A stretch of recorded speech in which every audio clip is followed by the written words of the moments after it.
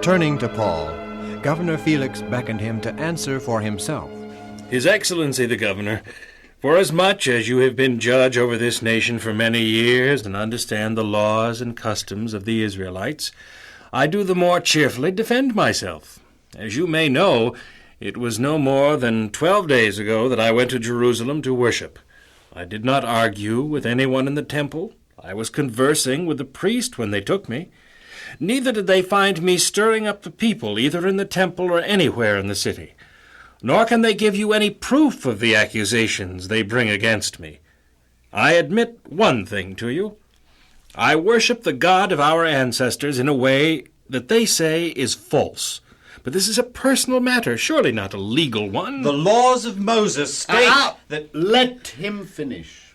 Like all good Israelites, I believe in the things written in the law of Moses and the books of the prophets. I have the same hope that these themselves hold, that all men, both good and bad, will be raised from the dead. And so I do my best always to have a clear conscience before God and man. Your Excellency, the prisoner is stating his own... If there is another interruption, I shall close the case. Is that understood? Yes, Your Excellency. Continue. After being away from Jerusalem for several years, I went there with a large sum of money donated by churches elsewhere for the poor and needy of Jerusalem.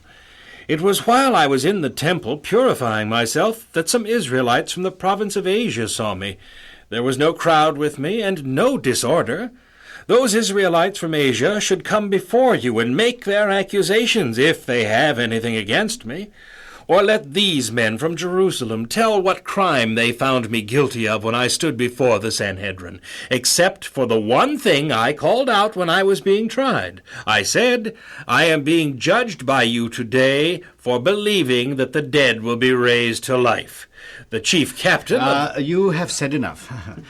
I understand fully why you are here before me, more so than anyone thinks. I will decide your case when the chief captain, Lysias, arrives from Jerusalem. Centurion, you will keep Paul a prisoner, but let him have a certain amount of liberty, and do not forbid any of his friends or acquaintances to see him or minister to his needs. Scribe, dismiss the court. Court is adjourned. See, Your Highness, Paul is very intelligent and a good speaker. He sways and convinces multitudes. I thought surely Felix would let us take Paul back to be tried by the Sanhedrin. Felix is crafty.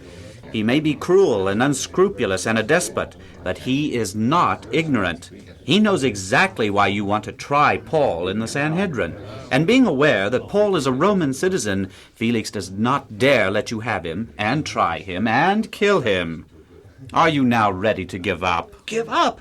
Not until Paul lies in his grave, and all Israelites who oppose our religious laws will either swear allegiance to our interpretation of Scripture or be killed as blasphemers. Well, let's go back to Jerusalem and think up some other scheme.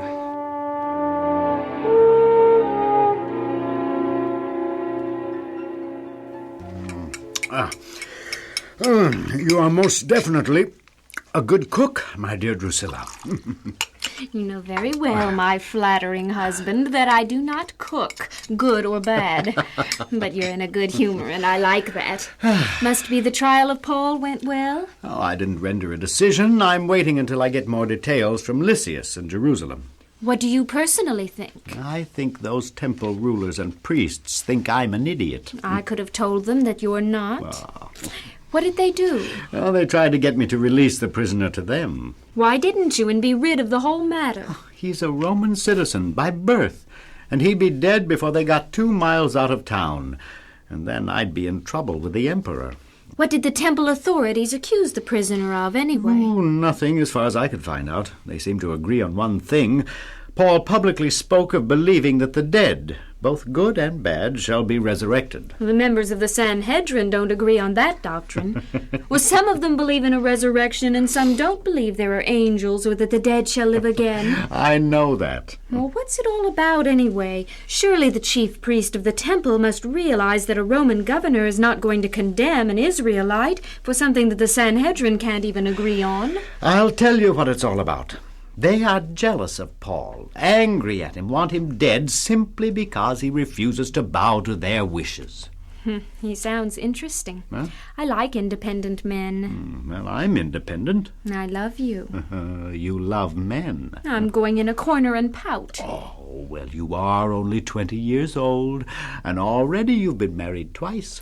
His Majesty King Azizus was an idiot. And I couldn't stay married to an idiot, could I? I'm stuffed. As I said, you're a good cook.